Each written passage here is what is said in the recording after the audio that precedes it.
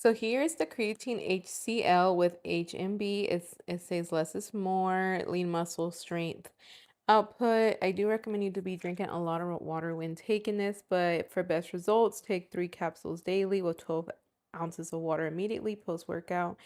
Um, if you are not training that day, take 3 capsules in the morning when you wake up.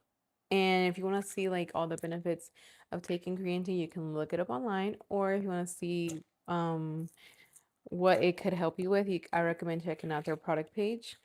And I just want to show you guys how big the capsules are because I know some people struggle taking um pills, and this is honestly not that big. It's not like huge just because there's some that are pretty big. And also you don't even have to take it. You can just take it out of the capsule and like sprinkle it on your yogurt or something like your Greek yogurt. And this is how it comes with a lot. It's allergen free, GMP certified, lab tested, and made in the USA. And let's see, it has, I think I already said 180 capsules, and they're fast absorption. Let's see. Yeah, that's really it. And it doesn't have a smell at all either, which is nice.